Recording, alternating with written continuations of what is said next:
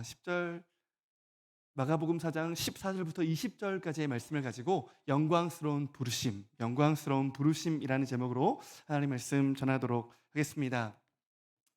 오늘도 담임 목사님 설교를 듣기 위해서 이 자리에 참여했는데 담임 목사님 안 계셔서 실망하신 분들 계실지도 모르겠는데요. 저도 이렇게 어떤 찬양 집회 가면 이렇게 듣고 싶은 목사님 말씀을 들으려고 막 갔는데 다른 목사님 계시면 실망할 때가 종종 있었거든요.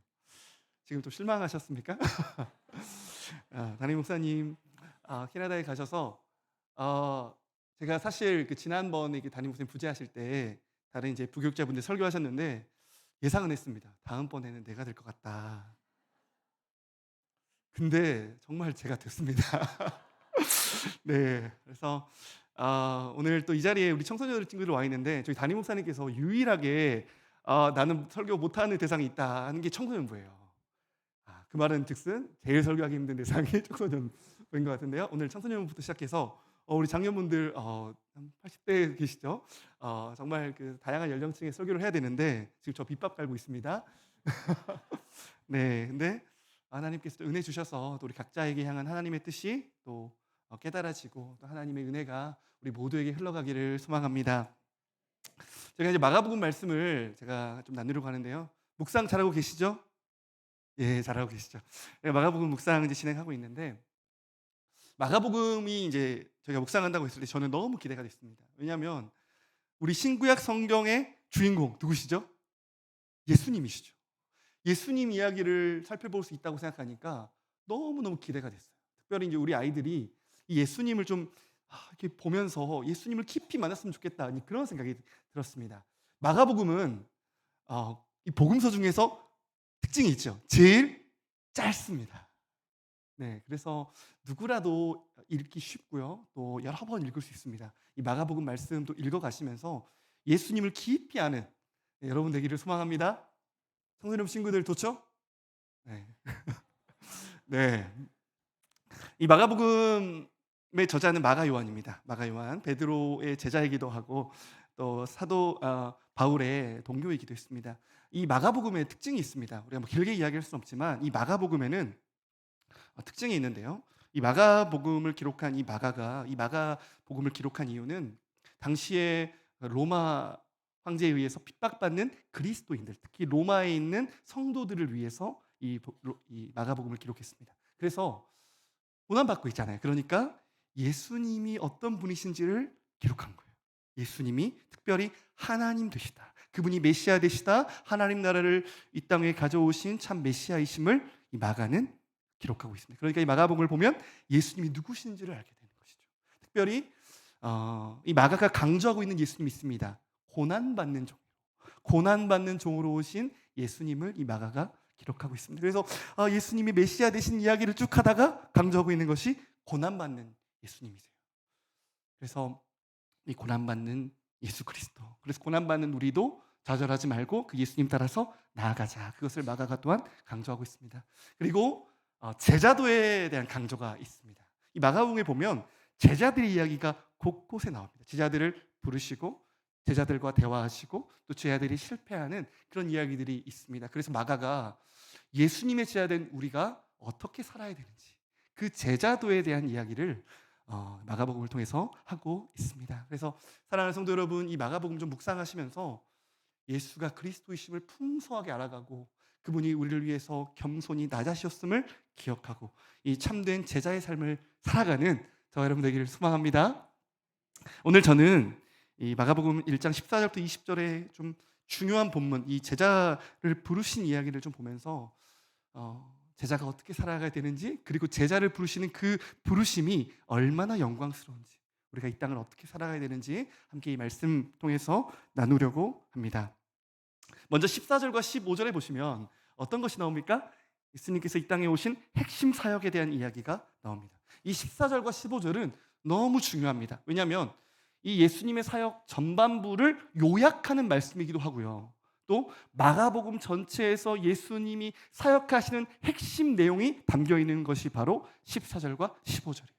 그래서 너무너무 중요합니다. 우리 같이 한번 14절과 15절 말씀을 함께 읽어보도록 하겠습니다. 14절과 15절 같이 읽겠습니다. 시작. 잡힌 후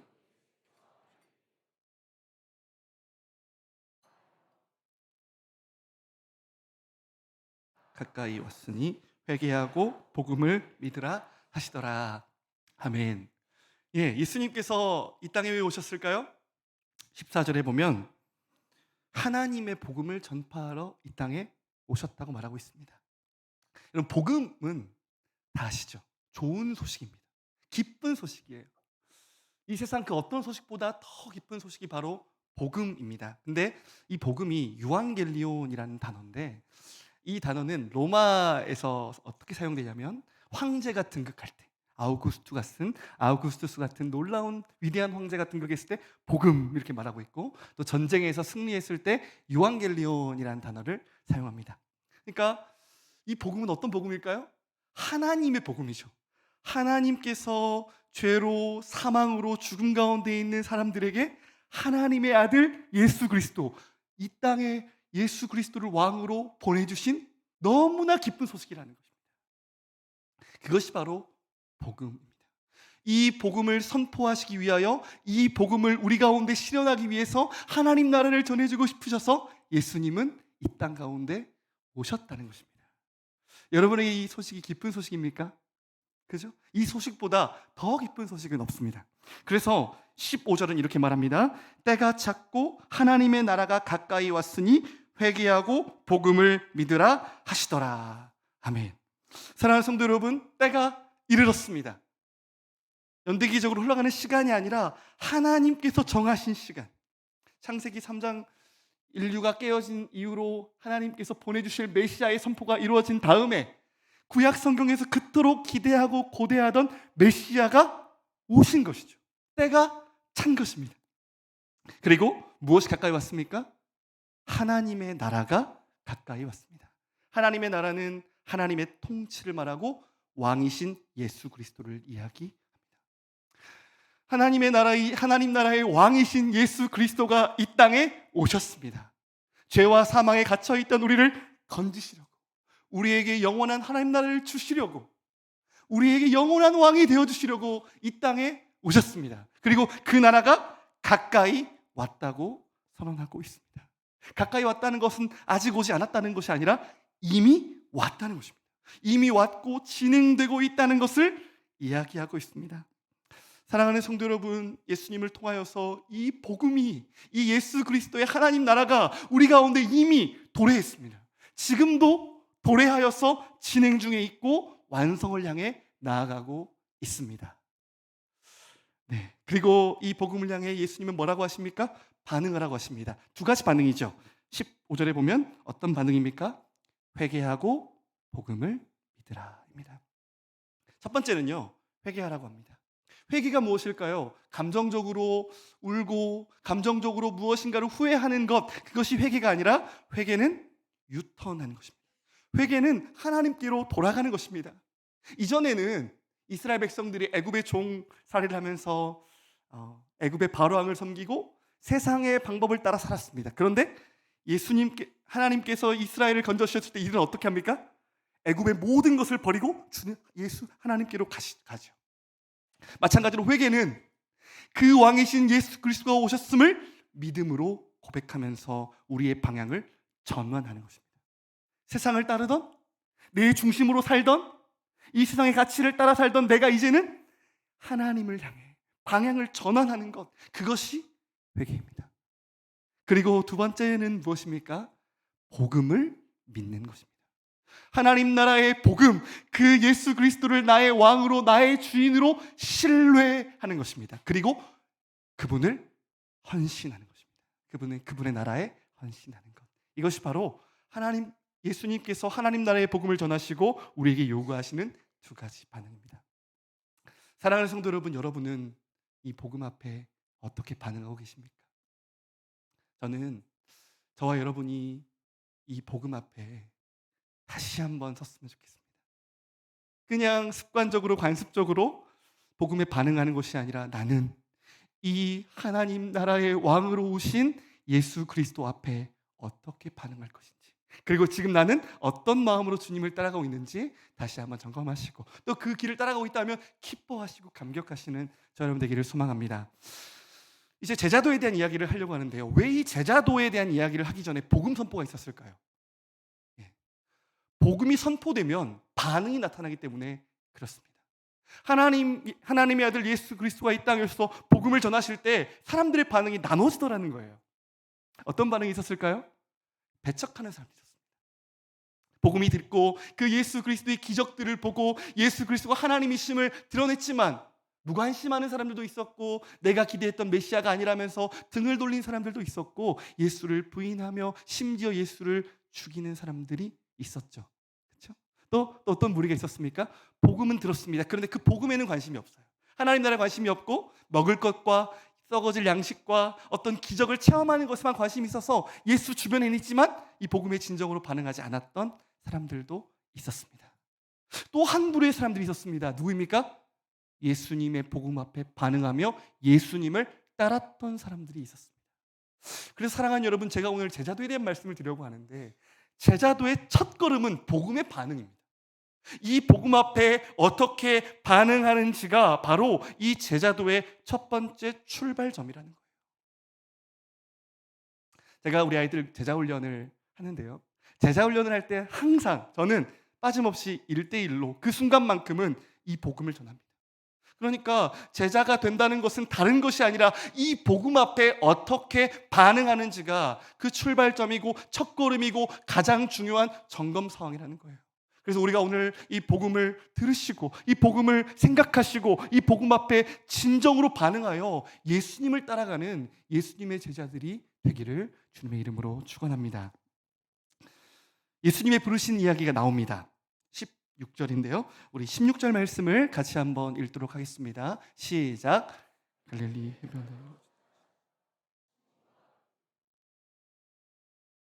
던지는 것을 보시니 그들을 어부라. 아멘.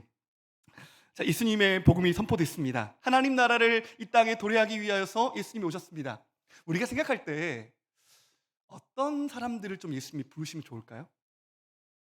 똑똑한 사람들, 지위가 있는 사람들, 능력 있는 사람들, 유명한 사람들. 예를 들면 로마의 황제 같은 사람들, 예를 들면 유대의 총독 같은 사람들, 랍비들, 이런 사람들을 좀 부르시면 좋겠잖아요. 그렇지 않습니까? 그리고 이왕이면 좀 유명한 도시, 로마나 예루살렘과 같은 그런 많은 사람들이 모이는 곳에서 좀 제자들을 부르시면 좋았을 텐데 이 말씀을 보면요, 너무나 의외예요. 예수님이 어디를 가십니까? 갈릴리 해변이죠. 여러분, 갈릴리는 천대받는 도시였습니다. 왜 그러냐면 이 유대는 굉장히 종교 중심적 도시잖아요. 그렇기 때문에 이 종교 중심인 예루살렘부터 멀어지면 멀어질수록 소외받는 지역이 됩니다. 그리고 특별히 갈릴리는 이 이스라엘의 북단에 있었죠. 그래서 이방 땅과 아주 가까웠던 땅이에요. 이사야서에 보면 이 갈릴리를 어떻게 소개합니까? 흑암의 땅이라고 소개합니다. 영적으로 어두운 땅이에요. 그렇죠? 뿐만 아니라 이 갈릴리는 천대받고 소외받고 하층민들이 산다고 말하는 그런 도시였어요. 근데 예수님은 어떻게 하십니까? 이 소외받고 천대받고 영적으로 어두워 있는 이 땅을 향해 나아가시는 거예요. 놀랍지 않습니까? 그리고 찾아가는 사람들을 보십시오. 오늘 이제 우리가 16절부터 20절에 보면 네 사람을 부르시죠. 누굽니까? 시몬과 안드레, 그리고 야고보와 요한이죠. 이 네 명의 어부들을 부르시는데, 사랑하는 여러분, 갈릴리는 호수가 있죠. 큰 호수가 있는데 호수가 있다는 것은 얼마나 많은 어부들이 많았겠습니까? 그렇죠? 평범한 직업이라는 거예요. 어부는 대단한 어떤 사람들이 아니라 그냥 일상적으로 평범한 사람들을 의미합니다. 특별한 사람들, 특별한 도시, 유명한 사람들을 향해 찾아가는 것이 아니라 예수님은 누굴 향해 찾아가십니까? 영적으로 어둠 가운데 있는 자들, 흑암에 있는 자들, 잘난 것이 없는 사람들, 특별할 것이 없는 사람들, 주님은 그들에게 찾아가신다는 거예요. 이 말씀 읽어보면서 예수님이 그냥 우연히 해변가 지나가시다가 누구를 부르셨다 이렇게 생각할 수도 있지만 그렇지 않습니다. 우리 마가복음 3장 13절 말씀을 좀 같이 한번 볼까요? 마가복음 3장 13절입니다. 마가복음 13장 13절 말씀을 우리 한 목소리로 읽겠습니다. 시작. 또 산에 오르사 자기가 원하는 자들을 부르시니 나아온지라. 아멘. 저는 이 말씀을 묵상하다가 저 원하는 자들이라는 단어를 보고 너무너무 놀랐어요. 그냥 길을 지나가시다가 마음에 드는 사람을 부른 게 아니었던 거예요. 그들을 예수님이 찾아갔던 흑암 가운데 있었던 평범한 그 사람들 어떤 사람들이었습니까? 예수께서 원하시는 자들이었다. 이 원하시더라는 이 단어는요, want 이런 뜻이 되기도 하고 기뻐하다라는 뜻이기도 합니다. 그러니까 예수님께서 우리를 제자로 부르신 것은 우리의 어떠함입니까? 우리의 잘남입니까? 우리의 어떤 특별함입니까? 아니에요. 우리가 예수님의 제자로 부르심 받을 수 있었던 것은 전적인 하나님의 은혜입니다. 우리는 영적으로 죽어 있었습니다. 흑암 가운데 있었어요. 우리는 심지어 이방인이었어요. 하나님 보시기에 특별하게 잘난 것들이 없는 사람들이죠. 그런데 그런 우리를 하나님께서 기뻐하셨습니다. 그런 우리를 원하셨습니다. 그래서 이 부르심에는 복음이 담겨 있는 거예요. 저는 제가 목사가 됐잖아요. 목사가 됐는데 이 질문이 늘 있었어요. 하나님 나를 왜 목사로 불렀지? 제가 이제 이스라엘에 여행을 갔다 온 적이 있습니다. 부러우시죠? 아, 이스라엘 여행 갔다 온 적이 있었는데 그때 이제 가이드신 목사님이 너무 가이드를 잘해주셨어요. 그러면서 아마도 이 갈릴리 지역 돌아다니다가 베드로 이야기를 하면서 예수님이 어떤 사람을 부르신 줄 아냐 이제 그런 얘기를 하시는 거예요. 그래서 다들 이렇게 막 답을 이야기하는데 저도 답을 못 하고 있었죠. 근데 저는 귀를 기울였습니다. 왜냐하면 나를 부르신 이유가 이것 때문이 아닐까? 기대감이 있었던 거죠. 근데 그 선교사님이 하시는 말씀이 열정이라는 거예요. 열정. 혹시 저를 아시는 분이 성도님이 계시다면 김평화하면 열정이죠. 그죠? 좀 도가 지나쳐서 문제인 것 같습니다. 우리 청소년들 지금 웃고 있는 청소년 좀 있습니다. 저기. 네. 그래서 저는 하나님이 내가 열정이 많아서 나를 부르셨구나. 누구보다 내가 열정하면 지지 않으니까 내가 열정이 많아서 불렀겠구나 생각하고 지금까지 살았어요.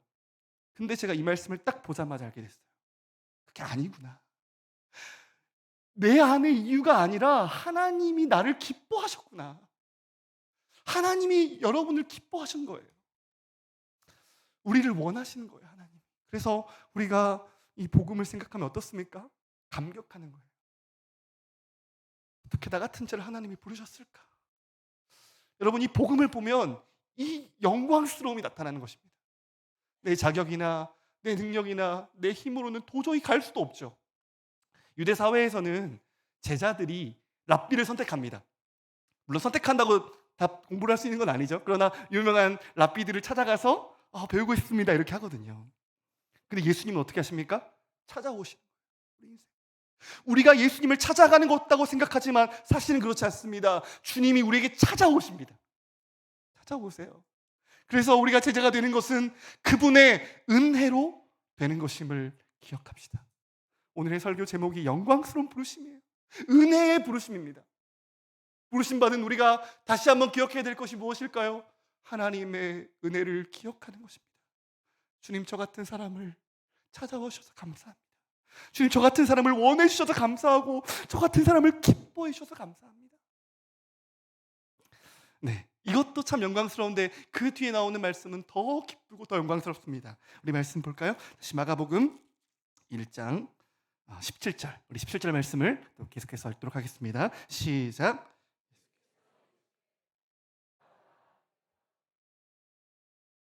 되게 하리라 하시니 아멘. 그 은혜만도 참 벅차고 감격스러운데요. 이 17절은 정말 숨이 막힐 정도로 그 부르심이 얼마나 영광스러운지가 나타나 있어요. 예수께서 이르시되 뭐라고 합니까? 나를 따라오라. 컴이거든요. 컴. 함께 하자는 거예요. 이건 초대하는 것입니다. 여러분 너무너무 영광스럽지 않습니까? 나라에서 여러분을 부르신다면 어떻겠어요? 당신에게 너무 필요하다고 함께 했으면 좋겠다고. 그럴 때 우리는 너무 기쁠 거예요. 저도 제가 너무 존경하고 너무 좋아하는 목사님이 저를 불러주시면 제가 어떨까요? 너무 기쁘겠죠. 그래서 제가 나눔교회 온 겁니다. 담임 목사님께서 제가 이제 사역을 잠깐 멈추고 있었을 때 전화를 드려 제가 어디 교회로 사역을 나갈 것 같다고 했는데 우리 조용 목사님께서 평화야 함께하자. 컴 하신 거예요. 컴. 우리 목사님이 불렀을 때 제가 너무 기뻤습니다. 너무 감격스러웠어요. 서울에서 한 번도 사역까지 보지 못했고 청소년부 사역도 잘 못하는데 그런 날을 불러주셨을 때 제가 너무너무 기뻤고 너무너무 감격스러웠어요. 주님은 오늘 우리를 향해 어떻게 하십니까? 컴! 함께하자! 팔로우! 따라가자! 여러분을 초대하십니다. 이 복음은 우리로 예수님께 우리를 불러주시는 사건이에요. 하나님 나라의 일원으로 하나님 나라의 제자로 우리를 불러주시는 거예요. 너무나 영광스러운 것이 이 복음의 부르심입니다. 네. 그리고 이것을 소명이라고 합니다. 콜링이죠. 왕의 부르심이에요. 하나님 우리 각자를 왕의 부르심으로 불러주셨습니다. 그리고 이 부르심만 아니라 무엇을 주십니까? 사명, 미션을 주십니다. 미션이 무엇입니까? 내가 너희로 사람을 낚는 어부가 되게 하리라 하시니. 이들은 이 4명의 제자들은 원래 어부였죠. 원래 어부였는데 주님은 어떤 어부가 되게 하시겠다고 하세요? 사람을 낚는 어부가 되겠다고 하세요. 그럼 이게 무슨 말일까? 찾아보니까 예레미야 16장 16절에 보니까 구약 성경에서 이 어부는, 사람들을 모으는 어부는 심판에 들어가게 하려고 모았어요. 심판에 들어가게 하려고 사람들을 모으는 역할을 했는데, 그러면 이 신약에 있는 어부들도 그런 역할일까요? 마가복음 다시 우리 3장에 한번 가보겠습니다. 마가복음 3장 14절부터 15절입니다. 14절, 마가복음 3장 14절부터 15절 말씀을 같이 한번 보겠습니다. 같이 14절부터 15절 말씀 읽겠습니다. 시작. 이에 12를 세우셨으니 이는 자기와 내쫓는 권능도 가지게 하려 하심이러라. 아멘. 예수님이 제자를 세우셨는데 그들과 뭐 하려고 하셨어요? 함께 하려고 하는 거죠. 함께 한다는 건 닮아가는 거죠. 그렇죠? 결혼하면 닮아가죠. 왜요? 함께 하기 때문입니다. 그러면 예수님께서 이 제자들을 부르신 목적이 뭐예요? 예수님을 닮아가게 하시려는 것이죠. 그리고 이제 그들에게 어떻게 하십니까? 보내사 전도도 하며 귀신을 내쫓는 권능도 가지게 하려 하심이라. 보내시는 거예요. 왜 보내실까요? 하나님 나라의 복음을 전파하시려고. 예수님 이 땅에 왜 오셨습니까? 하나님 나라의 복음을 전파하시려고. 그럼 이 제자들이 사람을 낚는 어부가 된다는 것은 무슨 뜻일까요? 사망과 어둠과 심판 가운데, 죽음 가운데 있는 사람들에게 예수 그리스도의 복음을 전하여서 그들로 생명에 이르게 하는 사람들이란 뜻이죠. 사랑하는 성도 여러분, 오늘 주님께서 저와 여러분을 이렇게 부르셨습니다. 목사로, 교사로, 어떤 특정한 직업으로 우리를 부르신 게 아니라 그 직업보다 더 먼저, 더 중대한 미션이 있다는 거예요. 그게 무엇입니까? 예수 그리스도를 전하는 거예요. 세상의 구원이 되시는 왕이신 예수 그리스도를 증거하는 겁니다. 저와 여러분이 이 사명을 받았어요. 목사만 받은 것이 아니에요. 교역자들만 받은 것이 아니에요. 우리 모두가 부르시고 보내십니다. 그래서 에클레시아, 교회라는 뜻이 어떤 뜻이 있습니까? 밖에 있었던 사람들을 부르시고 부르신 그들을 보내시는 거예요. 에클레시아, 밖으로 주님께서 부르시고 보내시는. 사랑하는 성도 여러분, 저와 여러분의 소명, 왕의 부르심을 받는 사람들이에요. 그리고 우리는 무엇을 위해 보내심을 받습니까? 복음을 전하기 위함입니다. 이것보다 더 영광스러운 일이 있을까요? 없습니다. 창세기에 보면 하나님께서 인간을 창조하시고 하나님 형상으로 지으신 다음에 무엇을 주십니까? 사명 주세요. 하나님 나라를 세워가는 왕 같은 사명을 그들에게 주시는 거예요. 이게 가장 큰 영광이에요. 이스라엘을 부르시죠. 이스라엘을 부르신 다음에 하나님 어떻게 하세요? 제사장 나라의 사명을 주세요.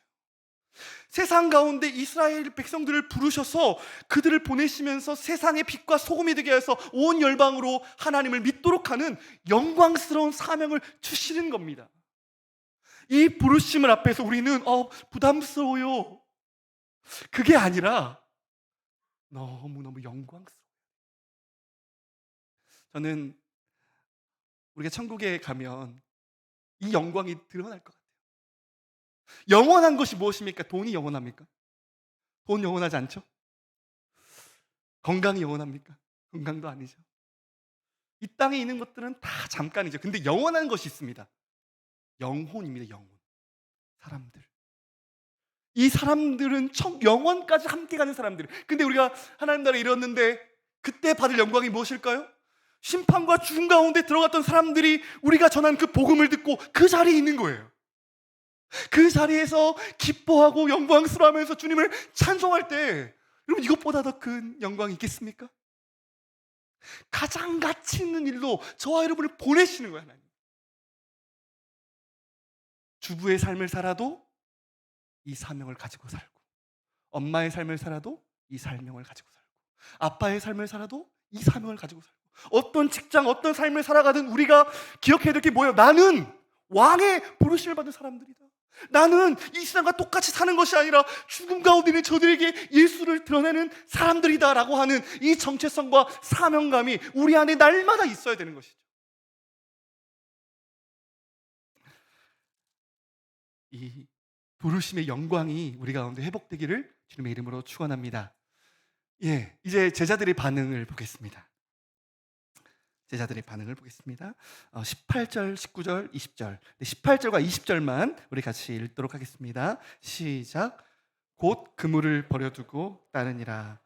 곧 부르시니 그 아버지 세베대를 품꾼들과 함께 배에 버려두고 예수를 따라가니라. 아멘. 이 말씀을 보고 상당히 부담스러워하는 분들이 계실 것 같아요. 그렇죠? 제자들이 예수님을 부르시니까 어때요? 곧, 스트레이트, 즉시 버립니다. 그물. 아마도 빈부격차가 좀 있었던 것 같아요. 그렇죠? 시몬과 안드레는 좀 상대적으로 좀 더 가난했던 것 같고, 야고보와 요한은 좀 부자였던 것 같아요. 그래서 품꾼들도 있었고 배도 있었죠. 그렇죠? 근데 이들의 공통점이 무엇입니까? 이것들을 버렸다는 거예요. 그래서 어떤 사람들은 예수님의 제자가 되려면 이렇게 뭔가를 버려야 되는구나. 뭔가 부모님도 버려야 되는 건가? 혹은 내가 너무 사랑하는 어떤 거를 버려야 되는 건가? 그래서 제자가 되는 건 너무나 부담스럽고 너무나 힘든 것이라고 혹시 생각하십니까? 사랑하는 성도 여러분, 이것은 문자 그대로 예수님을 따르려면 부모도 버려야 되고 가장 가치 있는 것들을 버려야 된다는 말이 아니죠. 이 말은 예수님을 우리 인생의 절대 가치로 고백하며 따라간다는 것을 의미합니다. 그렇죠? 이것이 제자들에게 가장 중요한 거예요. 공통점이에요. 모든 예수를 따라가는 모든 사람의 공통점. 예수께 절대 가치를 드리며 따라가는 것입니다. 마태복음 13장에 보면 천국 비유가 나오죠. 우리 말씀 좀 띄워주시겠습니까? 우리 천국 비유 나오는데 마태복음 13장 44절입니다. 우리 같이 한번 읽겠습니다. 시작. 천국은 마치 밭에 감추인 보화와 같으니 사람이 이를 발견한 후 숨겨두고 기뻐하며 들어가서 자기의 소유를 다 팔아 그 밭을 사느니라. 아멘. 왜 버렸습니까? 그럼 왜 버렸어요? 보화를 발견했기 때문에. 버린 것이 아니라 사실 진짜 가치를 발견했기 때문에 나오는 반응이라는 거예요. 그들이 발견한 것이 무엇입니까? 예수 그리스도예요. 온 열방과 온 피조 세계가 그토록 고대했던 하나님 나라의 왕이신 예수 그리스도.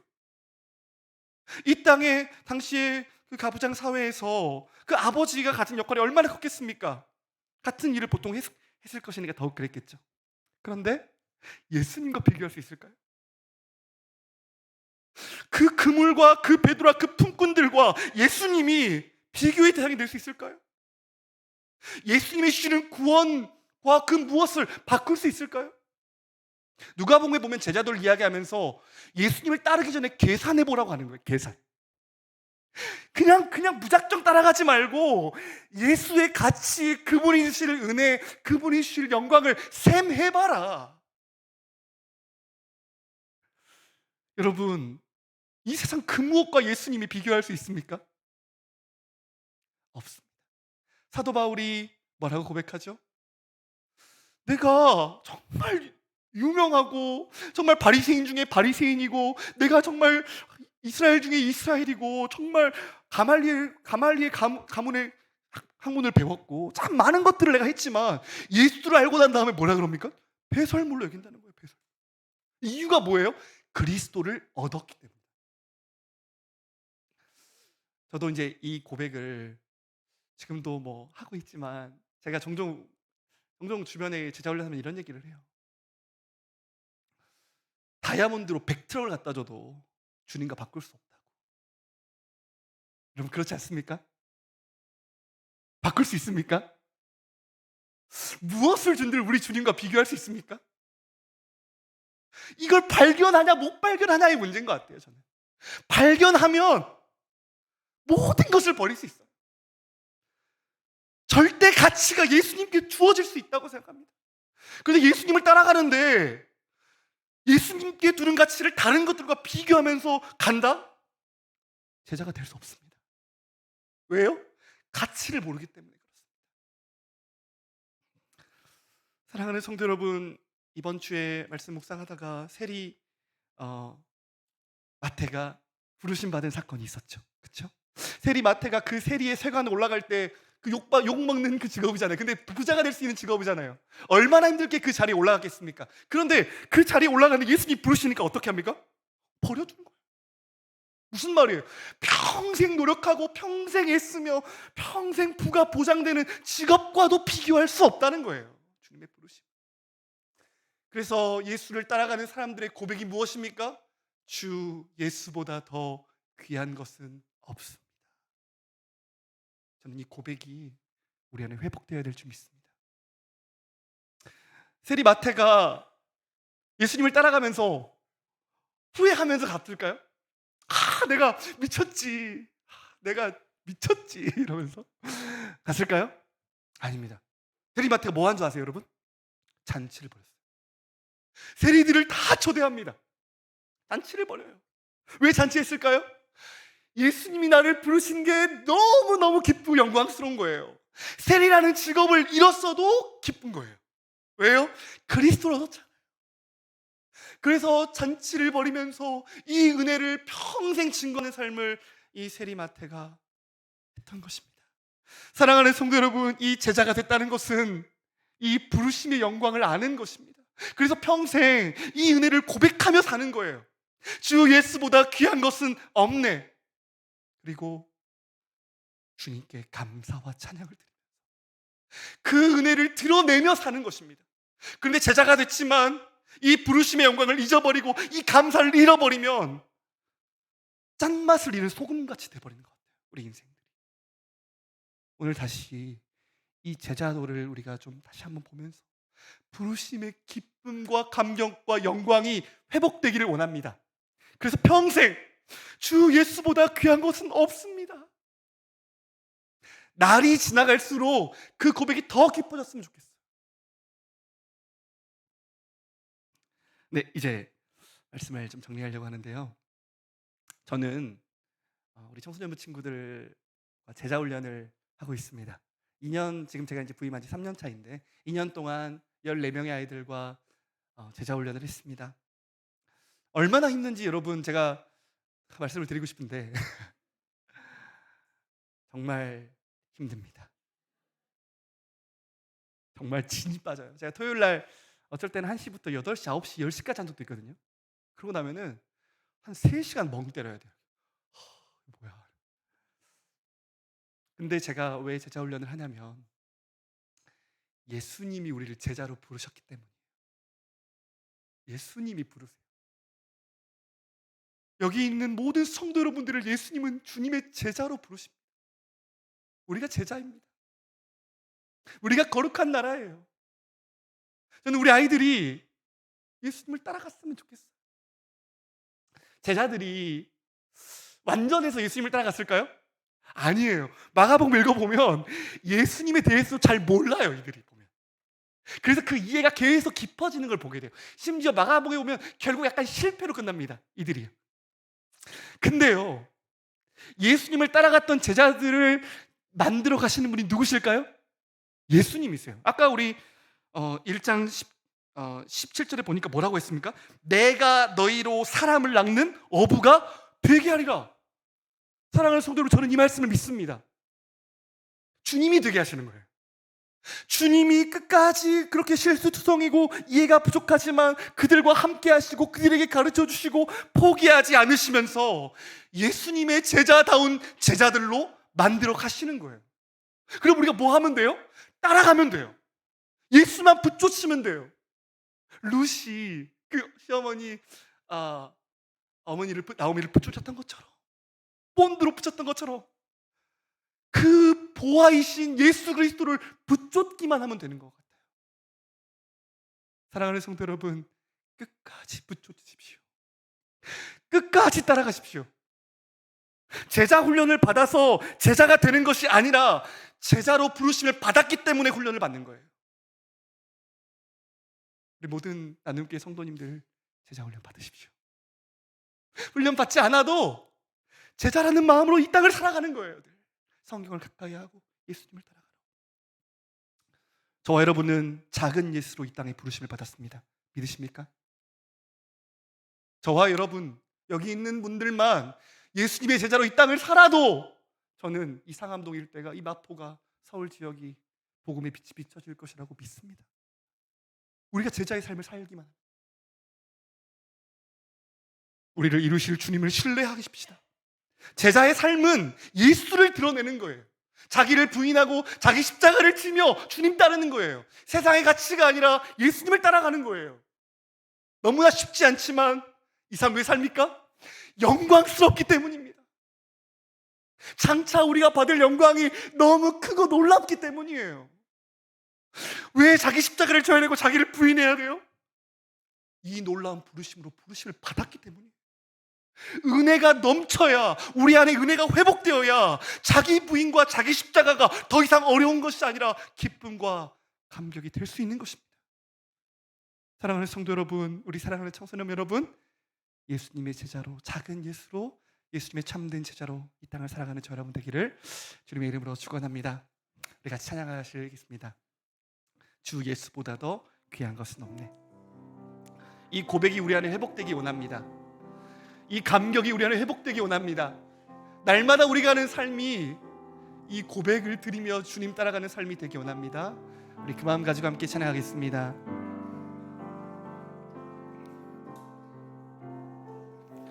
주 예수보다, 주 예수보다 더 귀한 것은 없네.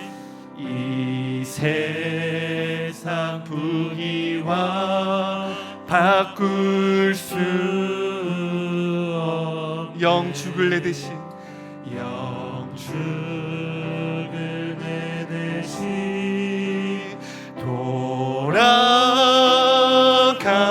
돌아가신 그 놀라운 사랑 잊지 못. 세상 즐거움, 세상 즐거움 다 버리고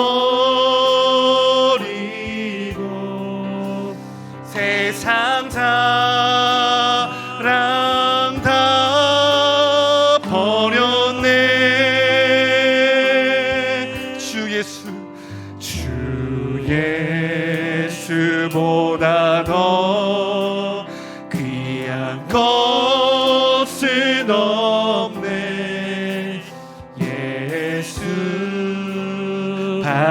밖에는 없네. 우리 이전의 고백으로 나아갑시다. 주 예수보다, 주 예수보다 귀한 것은 없네. 귀한 것은 없네. 이 세상 명예와, 이 세상 명예와 바꿀 수 이전에 즐기던, 이전에 즐기던 세상 일로